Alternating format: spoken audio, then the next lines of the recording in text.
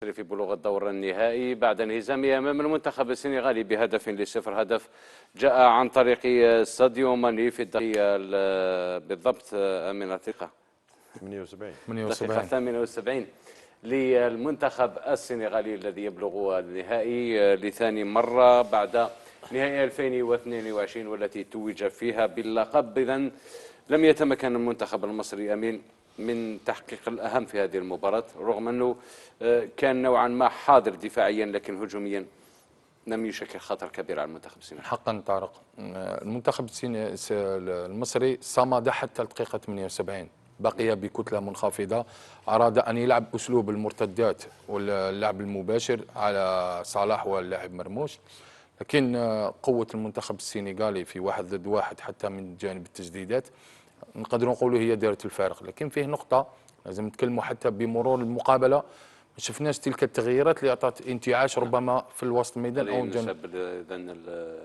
إحصائيات المباراة، لا، هي كانت سيطرة تامة من جانب الاستحواذ، من جانب الفرص للمنتخب السنغالي، لأن عرف كيفاش يخلي المنتخب المصري يبقى في منطقته. لكن بمرور المقابلة أنا كنت ننتظر تكون فيه تغييرات من جانب المنتخب المصري، ما شفناش تلك التغييرات اللي تأخر حسام حسن في التغييرات.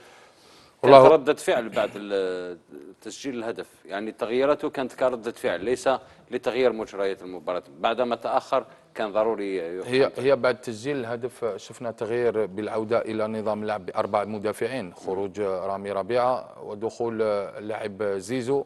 أنا كنت نتمنى لو يدخل زيزو قبل، لأن قبل تسجيل الهدف زيزو كان يعطي ذلك الانتعاش من جانب وسط الميدان وحتى من جانب الهجومي.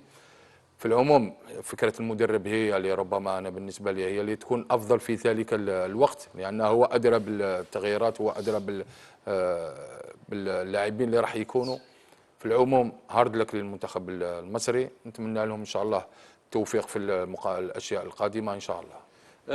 جمال بالعمري، هل تعكس هذه النتيجة الفارق الحقيقي بين المنتخبين، أم أنه المنتخب السنغالي استثمر في عدم جرأة ربما المنتخب المصري هجوميا؟ شوف، أنا كنت متوقع يعني المنتخب المصري يهاجم في الأخير قليلا حتى لو تبقى النتيجة متعادلة، لكن تحس أن المنتخب السنغالي خدا ثقة أنه المنتخب حين عرف أن المنتخب المصري ما راحش يهاجمه بشراسة، خدا ثقة وزاد خدا ثقة في الأمام وصار يلعب. أنا نتوقع أنه المنتخب المصري للأسف ما دارش الشيء اللي يشفع له بيخليه يفوز على منتخب منظم مثل السنغال، لأنه السنغال تكتيكيا كان واقف مليح وعرف كيف يعزل قوة صلاح ومرموش. هارد لك شقائنا المصريين، ما كانش بالإمكان أفضل مما كان بالطريقة هذه الصراحة. يعني تستنينا أكثر من خاصة المدرب يغيرات، يعني خاصة في الشق الهجومي، لأنه مستحيل تلعب 120 دقيقة ضد منتخب سنغالي بالقوة الرهيبة اللي عنده في الهجوم وما تتلقاش أهداف. هارد لك المنتخب المصري، مبروك المنتخب السنغالي. أمين، السنغال صنعت 12 تسديدة مقابل 3 تسديدات فقط للمنتخب المصري. هل المشكل مشكل هجومي للمنتخب المصري، أم أنه هو الذي اختار أن يلعب بشكل دفاعي؟ لا، ليس مشكل هجومي. لما تشوف قيمة اللاعبين اللي في المنتخب المصري، صلاح، تريزيجي، لاعب مرموش، إمام عاشور، زيزو، يعني فيه مصطفى، فيه خيارات من جانب الهجوم. نقدر نقولوا نظام واسلوب لعب المنتخب المصري هو اللي ما خلاناش نشوفوا الهجوم المنتخب المصري. بالنسبه لي اسلوب والنظام اللعب اللي يلعب به المدرب حسام حسن في المقابلات 2 كان عنده مفعوله، لكن اليوم امام قوه المنتخب السنغالي خاصه. ما هي ربما الحلول التي كانت متوفره عند حسام حسن ولم يستغلها في فترات ضعف المنتخب السنغالي؟ هي أول شيء طارق، لو نعودوا في الدقيقة 46 المنتخب السنغالي قام تغيير تكتيكي. دخول يمين كامارا في مكان ديارة، هذا يعطينا بأن مثل ما قال جمال، تحس بأن المنتخب السنغالي ترك المنتخب المصري في مكانه. دخول يمين كامارا، احنا نعرفوا يمين كامارا حتى في الشان كان حاضر. نعم، كان حاضر ومن افضل لاعب في تلك الدوره. نعم، ومن بين احسن اللاعبين يعرف كيفاش يكسر الخطوط بالتمريرات. وهو اللي أعطى ربما أعطى تلك نقطة القوة في ذلك المرحلة للاعب غاناغاي اللي كان متقدم هو كذلك. أخطر عنصر تقريبا من جانب المنتخب السنغالي اليوم، مفتاح اللعب بالنسبة للمنتخب السنغالي. حتى لما تعود قيمة غاناغاي لاعب يلعب في ايفرتون، يعني عنده قيمة سوقية وعنده حتى قيمة من جانب نوعية اللاعب. هذا اللي خلى المنتخب السنغالي يضغط كثيرا على المنتخب المصري.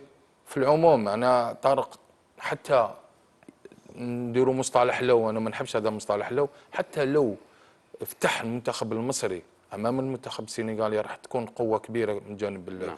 لو نشاهدوا جمال بالعمري هذه اللقطات، يعني لقطات متكرره الى ان جاء الهدف، يعني المنتخب السنغالي عرف كيف يفك شفره الدفاع، يعني ليس بالدخول بالكره بل التسديد من بعيد.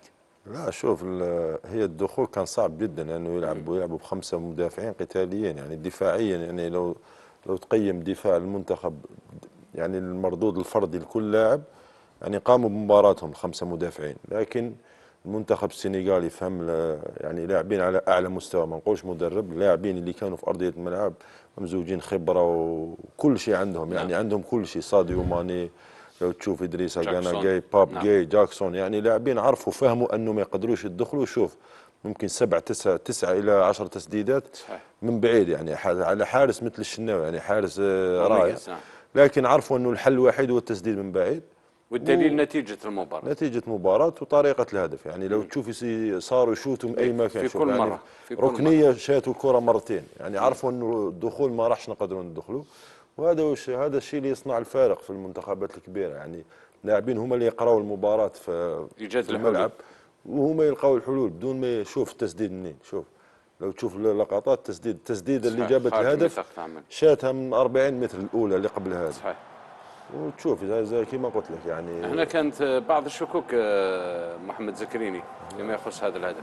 نعم، يعني المشكل تاع اليوم كذلك كاين في الاخراج، يعني بكل صراحه، يعني ما حتى يعني نعرف الاخراج ولكن ما نعرفش كيما هيكل، يعني بكل صراحه الإعادة ما كانش بزاويه مغلقه. لا، لماذا لا تعاد الهدف بصوره والدليل على ذلك ان الحكم ما استأنفش اللعب كان ينتظر. فيه شك لحد الساعه، فيه شك ولو جزء من الألف متقدم، ولكن كان لابد من أن تكون هناك إعادة. حتى تقنية الخط ما شاهدناها، لا خط، لا إعادة، لا، يعني فيه حالة أخرى كذلك، يعني فيه دفع على كان داخل أم خارج على زيزو، هل داخل أو خارج. المهم أن المهمة أداها في الشوط الأول بعدم هو ماذا به تتأهل السنغال لأن لديها لاعبين اثنين. وش قلت لك في الشوط الأول؟ قلت لك لابد أن يكون هناك هدف بتسديدة من بعيد باش ما يكون حتى عليه اللبس. يعني هكذا كان في شويه فيها لبس كان فيها لبس ما شفناش، يعني نعم. لانه التسلل كان قبل التسديد، قبل الفرصه، قبل التسديده. هل هناك تسلل؟ والاعلام وزيد كي عاود لك الاعاده من بعيد، يعني زاويه بعيده. هيكلوي علمنا سيري والدنيا، ولا علاه ما عاودها لناش، يعني قريبه ما عاودها لناش، عاودها من بعيده. هذا اللي يخلي باب الشكوك مفتوح، ومره واحده فقط عاودها مره واحده. حتى هنا في الصور هذه اللي جاتنا في نهايه المباراه نفس الشيء، يعني بكل صراحه. انا نهضر لك صح، هو قضى الامور في الشوط الاول بعدم حتى تاهل السنغال، ولكن ديارة كوليبالي ما يلعبوش النهائي، والدليل على ذلك المدرب خرجهم على نفسيا، خلاص راحوا نهاروا هو يلعب ولا في راسه ما يلعبش النهائي. لهذا انا نقول يعني كل حاجه كرهنا هذا الكلام، يعني خرجونا منها كمان، يعني بكل صراحه يصعب انك تحلل فيها، يصعب انك تحدث حتى حاجه فيها، لانك تعرف جيدا كيف انت اربيت تتكلم كرويا وتكتيكيا وانت عارف انه هناك خلفيات. ما انا هذا نقول واش كنت تهضروا تكتيك وربعه متقدم كنت تهضروا هكذا، الامور مفريه وكلش. هذا هو والدليل على ذلك غرفه الفار ولا مرة ولا مرة. ما كانش كاع، ما كانوش حاضرين. هو كان كلش يعني مهيأ معبد كما قلت لك الزربيه واجده. وكلش مهيأ. انا قلت لك هذا والله راك كي جمال كذا كنت كات ومرموش وكذا ما داو هذوك زوج بطاقات ما يلعبوش النهائي. عايز تشوف الشوط الثاني كيفاش ما تولي لها ضربه جزاء لداخل ولا برا ما تعاودهاش، الهدف ما تعاودولناش. امين، تحدثنا انه احنا نوليو لك محمد انه الكره الثابته ربما مفتاح فوز المنتخب المصري، ومن بعد قوته اليوم للاسف لم تستغل ايضا هذه الفرصه مثل هذه، يعني كانت ستكون مؤثره. لكن ما كانش فيه كره ثابته كثيره. لماذا؟ لان المنتخب المصري ما تقدمش الامام، يعني كان في الحاله الدفاعيه اكثر من الحاله الهجوميه. هذا اللي ما خلاناش نشوفوا. هل بالغ المنتخب المصري في الدفاعيه؟ نقدر نقول لك بالغ، وما لقاش تلك الحلول اللي لقاها مثل مقابله ضد المنتخب كوت ديفوار. لماذا؟ لان الحاله اللي يبقى فيها لما تشوف 5 مدافعين وامامهم 2 اللي هما وسط الميدان، فتحي وعطيه، 2 ارتكاز، كانوا بينهما ما كانش مساحه كبيره. وثم تشوف الامام اللاعب صلاح على الجهه اليمنى، والمرموش يبقى بين محور الدفاع ووسط الميدان. هذا خلانا شفنا الهجوم معزول على حتى الثنائيه مرموش، يعني لما يكونوا في 2 صعب انك تمشي. هي لانه واحد يحب يلعب على الجهه اليمنى والاخر يحب يلعب على الجهه اليسرى. محور الدفاع المنتخب السنغالي كان مرتاح نوعا ما. لا ما شفناش المنتخب السنغالي، شفناه كان مرتاح في محور الدفاع اللي كان متقدم حتى في مرحله البناء. لما تشوف مرحله البناء ربما كان يتخطى محور الدفاع.